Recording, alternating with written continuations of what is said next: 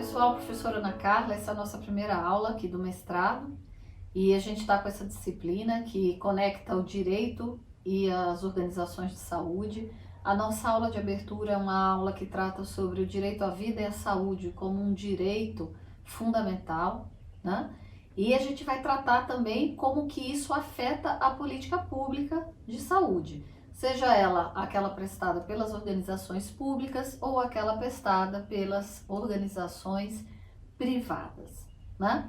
O nosso conteúdo ele vai ser dividido numa introdução, um pouco sobre os direitos humanos, políticas públicas, direito à saúde, gestão das políticas de saúde, os desafios das políticas públicas de saúde e algumas conclusões desse levantamento que fizemos até aqui. Então vamos iniciar com a nossa introdução.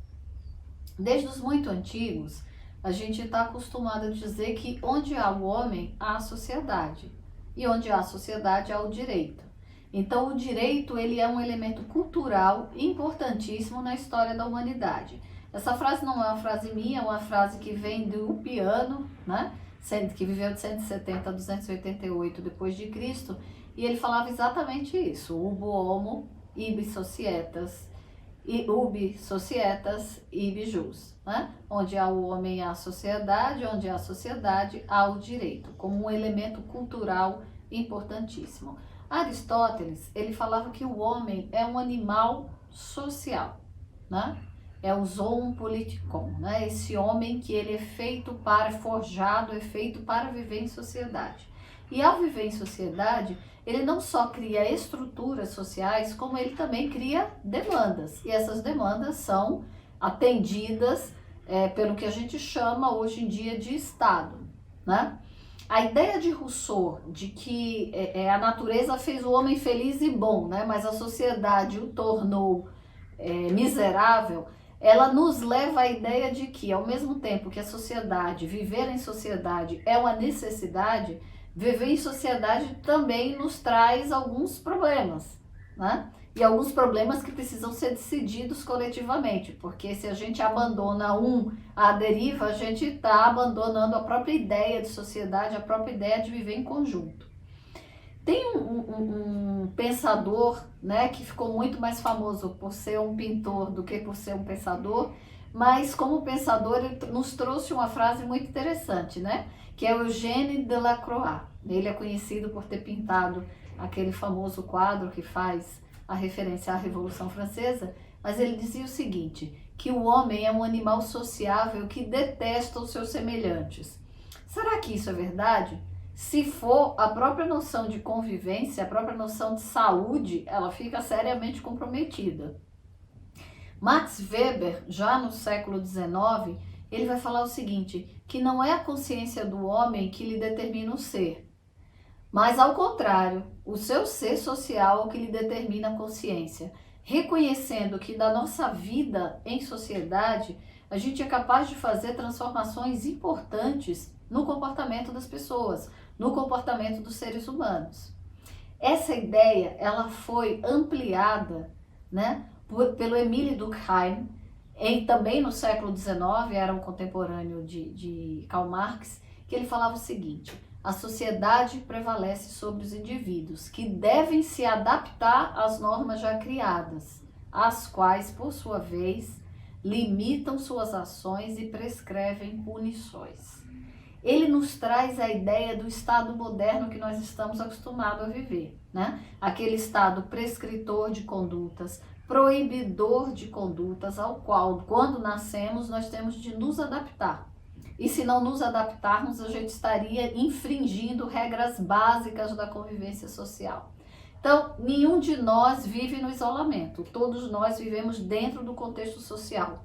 Quando a gente pensa qualquer direito que nos é caro e que a gente acha que, pelo simples fato de a gente ter nascido com vida, a gente tem direito, a gente tem de pensar que isso também é uma construção social.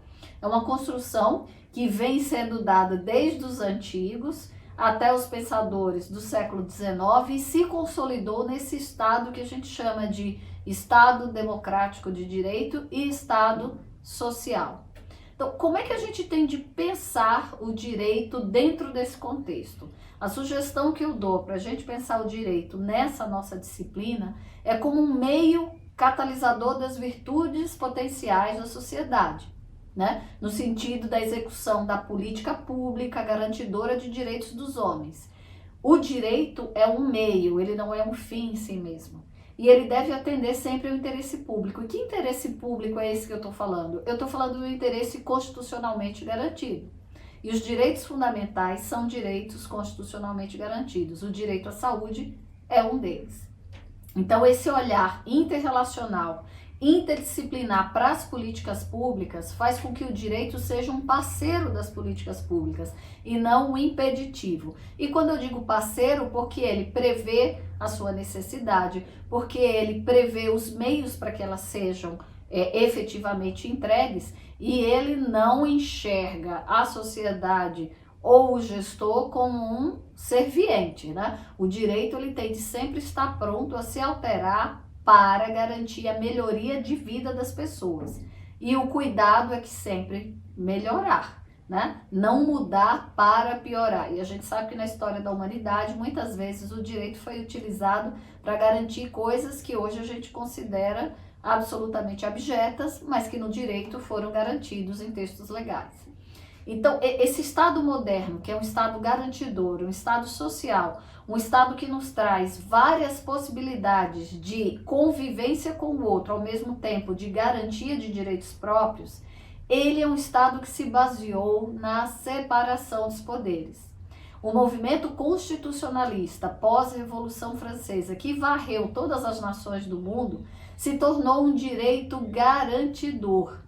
Um direito que foi fundado na ideia de que ele serve à formação de um indivíduo integral e de um indivíduo que pode se desenvolver suas potencialidades na sociedade. Então é um direito como garantia do indivíduo e como manutenção do tecido social. A base dos direitos humanos está aí. Esse Estado social, né? Que ele trama esse tecido onde nós vivemos, esse tecido de instituições, esse tecido de intenções, esse tecido de garantias, ele é criado na nossa relação diária. E a base dele deve ser o interesse público e o bem comum. Aquela ética aristotélica, aquela ideia de ética como busca do bem comum, busca do bem que leva as pessoas a conviverem de forma íntegra e conviverem de forma construtiva e colaborativa. Então, essa, vamos dizer que é a linha que cruza a diferenciação entre civilização e barbárie. Nesse contexto, nascem os direitos humanos. Os direitos humanos, eles podem ser ditos, né, direitos e garantias, né? Eles podem ser individuais, eles podem ser coletivos e eles podem ser transindividuais. Né? Os direitos humanos eles têm um aspecto que vai do eu ao todo. Há um todo absolutamente aferível, né? Quando a gente fala de coletividades, é um grupo aferível que você compreende quem é aquele grupo, o que faz, onde encontra, o que necessita, mas também os transindividuais, que tem a ver com aquela pessoa que você nem sabe onde ela está no mundo, nem quem é, mas você sabe que ela tem direito àquilo. Vamos dar exemplos? Nos direitos individuais, o meu direito de ir e vir, o meu direito à vida, o meu direito à liberdade de expressão. A gente está no campo dos direitos individuais. Os coletivos, por exemplo, os direitos sociais, aqueles ligados às relações de trabalho. A gente sabe que aquele direito se aplica a pessoas que estão no mercado de trabalho. Os transindividuais são aqueles ligados à humanidade no sentido mais amplo possível. O direito ao meio ambiente saudável, o direito a acesso à água potável, o direito a um ar limpo. A gente está falando de direitos transindividuais, que independentemente se eu conheço, se eu não conheço, se é possível eu aferir ou não quem é aquela pessoa, ela tem o direito pelo simples fato de ser um ser humano. Essa discussão sobre o desenrolar, o desenvolver dos direitos humanos é uma discussão que começou com Karel Vassaky. Ele foi um grande nome que trabalhou aí no direito internacional, dentro da área dos direitos humanos, e ele fez uma palestra que depois transformou num texto que se notabilizou, que chamava-se Geração dos Direitos Humanos. É um texto de 1977. Só que esse texto, pelo menos nas ciências sociais e na área do direito, ele se notabilizou através do Norberto Bobbio, um grande pensador do século XX, certamente os senhores conhecem, e o Norberto Bobbio, ele construiu um livro importantíssimo, um divisor de água da filosofia do direito, que se chama A Era dos Direitos, em que ele pegou a base da ideia do Karel Vasak e desenvolveu, fazendo uma análise do pós-guerra e do que a gente chamou de construção dos direitos fundamentais, que é o livro A Era dos Direitos. Nessa divisão, né, da junção do Karel Vasak com o Norberto Bobbio, a gente pode falar das 3 grandes gerações dos direitos fundamentais. Na primeira geração, a gente vai encontrar os chamados direitos civis, os direitos individuais e os direitos políticos. Nessa primeira geração, o direito à vida é um dos direitos garantidos, um dos direitos fundamentais garantidos.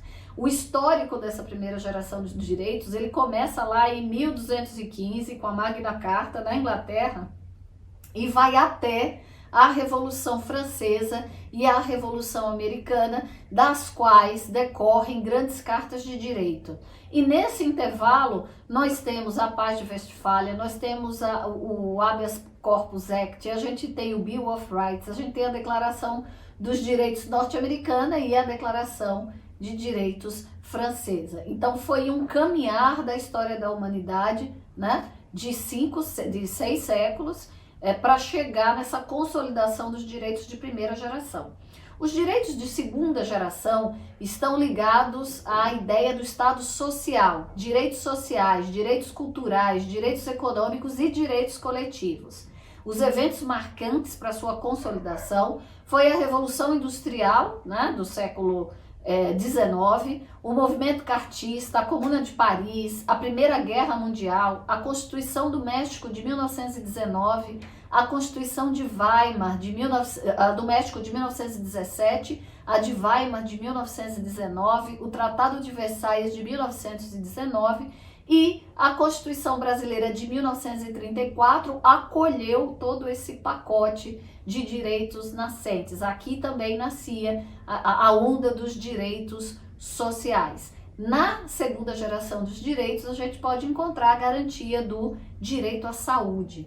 Dentro dessa segunda geração de direitos, a gente pode pensar o seguinte: enquanto os direitos de primeira geração garantiam a vida ao indivíduo, né, os direitos de segunda geração se preocuparam em dar um passo a mais.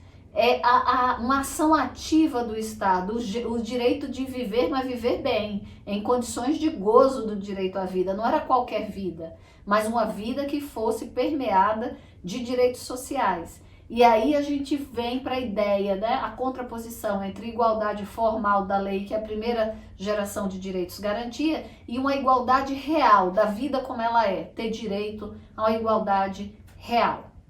A terceira geração dos direitos é o que a gente vai chamar de direitos transindividuais, né? Direito à paz, ao desenvolvimento, ao meio ambiente equilibrado, ao patrimônio comum da humanidade, o direito à comunicação. Ele vai se consolidar no pós-Segunda Guerra, com o complexo normativo da ONU, e a Constituição de 1988 acolheu todo esse complexo de primeira, segunda e terceira geração, fortalecendo a ideia de democracia e a ideia de direitos fundamentais, né? Ele transcende, os direitos de terceira geração, eles transcendem o indivíduo. Ele destina-se à coletividade, que é quem é a sua titular, né? Ela envolve a solidariedade e a fraternidade. O Vasak fez essa comparação, que os direitos de primeira geração, segunda geração e terceira geração acompanhavam o lema da Revolução Francesa, né? Os direitos de liberdade, de igualdade e de fraternidade, equivalentes aí primeiro, segundo, terceiros gerações de direitos. E aí vem a ideia, hoje em dia encontra-se literatura até de nona geração de direitos, mas se a gente lê toda essa literatura, a gente percebe que a ideia de 4 gerações de direito, no fundo, abrangem quase todas essas outras formas de visualizar a classificação. Classificações não são boas nem ruins, né? São úteis ou inúteis, enfim. A minha visão dessa classificação é que até a 4ª geração a gente tem aí um acolhimento de todos os tipos. E que quarta geração de direitos são essas? São os direitos da minoria e os direitos da dignidade voltada à nossa identidade genética. Quando a gente avança em tecnologias de forma a alcançar o nosso DNA, não só o meio ambiente é um grande desafio, mas o uso da ciência para a nossa manutenção enquanto humanos, né? A gente já fala de integração homem-máquina, a gente já fala de tratamentos que envolvem tanto tecnologia, inteligência artificial, como conexões neuronais com humanos.